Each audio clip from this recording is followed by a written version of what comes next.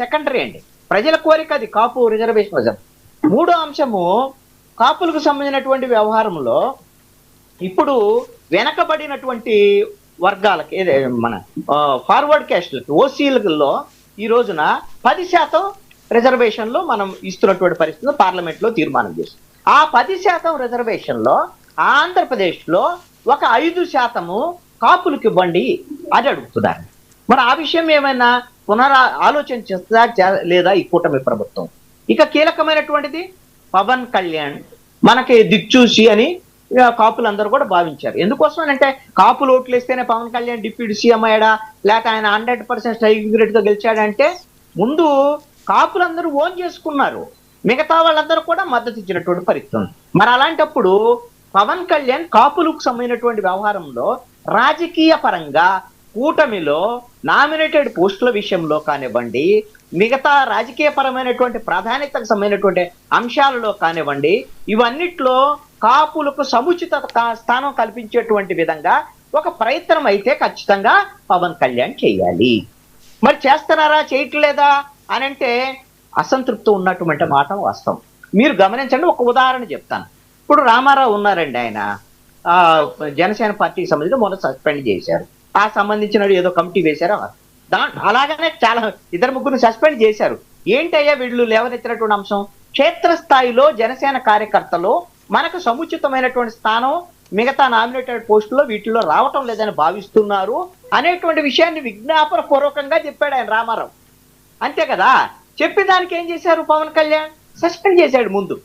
అంటే ఇలాంటి క్షేత్రస్థాయిలో సమస్య ఉన్నప్పుడు బహిరంగ పడి మాట్లాడితే కూటమిలో ఇబ్బంది వచ్చేటువంటి మాట వాస్తవమే. మరి ఇదే తరహాలో జనసేన నాయకుల్ని లేక అసలు పవన్ కళ్యాణ్నే అండి, పవన్ కళ్యాణ్ విమర్శించే వాళ్ళు తెలుగుదేశం నాయకులు లేరా? ఇప్పుడు వర్మ ఉన్నారండి, మాజీ ఎమ్మెల్యే, పిఠాపురంలోనే పవన్ కళ్యాణ్ సొంత నియోజకవర్గంలో. ఇక్కడ పాలన బాగలేదు, చెత్త ఉంది, మురుగు ఉంది, కనీసం ఇక్కడ మురుగు తీసేవాళ్ళు లేరు అంటే ఎవరికి దానికి ఆ నియోజకవర్గంలో ఉన్న ప్రాతినిధ్యం వచ్చే ఎమ్మెల్యే, డిప్యూటీ సీఎం ఈ కూటమి ప్రభుత్వానికే కదా. మరి అప్పుడు మరి ఆ మాజీ ఎమ్మెల్యే వర్మ మీద తెలుగుదేశం పార్టీ చర్యలు తీసుకున్నదా? అంటే తెలుగుదేశం పార్టీ ఏమో పవన్ కళ్యాణ్ మీద లేకపోతే జనసేన మీద చేసేటువంటి విమర్శల విషయంలోనేమో గమ్మునుంటుంది. మరి పవన్ కళ్యాణ్ ఏమో ఎక్కడైనా సరే జనసేన వాళ్ళు మాకు అన్యాయం జరుగుతుంది ఎక్కడన్నా ఆవేదనతో చెప్తే పవన్ కళ్యాణ్ సస్పెండ్ చేస్తారు. అంటే ఈ లోపం పవన్ కళ్యాణ్ ఉంది, అసలు ఎక్కడుంది అనేటువంటి అనుమానాలు ఖచ్చితంగా వస్తాయి. పవన్ కళ్యాణ్ ఈ విషయంలో పునరాలోచన చేసుకోవాలి. నేను అందరిలాగా నేను చెప్పను పవన్ కళ్యాణ్ నువ్వు చంద్రబాబు నాయుడు మీద పోట్లాడు, లేకపోతే లోకేష్ మీద పోట్లాడు. వాళ్ళు మిత్రులు, వాళ్ళు పోట్లాడుకోవాల్సిన అవసరం లేదు, బయట కూడా మాట్లాడాల్సిన అవసరం లేదు. అంతర్గతంగా వాళ్ళు ఏదైతే అనుకున్నారో 60-30-10 ఇది ఆల్రెడీ మనం చాలా సందర్భాల్లో డిస్కస్ చేశాంగా. ఈ ప్రాతిపదికన ఈ నిష్పత్తిలో వాళ్ళు పదవులు పంపిణీ జరగాలి అనేటువంటి. మరి అలా జరుగుతుందా? ఆ విధంగా జనసేన ఎమ్మెల్యేలు ఉన్న చోట 60% వాళ్ళకి వచ్చాయా? లేదు అంటే తెలుగుదేశం ఎమ్మెల్యేలు ఉన్న చోట జనసేనలకు 30 వచ్చాయా? ఈ విధమైనటువంటి రావటం లేదు అని అంటే వాళ్ళ హక్కు కదా అది. ఆ హక్కును కాపాడాల్సినటువంటి వాళ్ళు ఎవరు?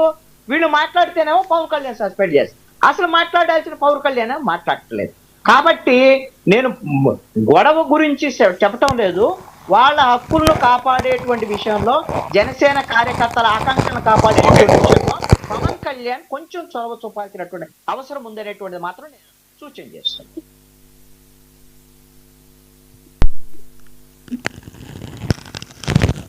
కేఆర్ గారు,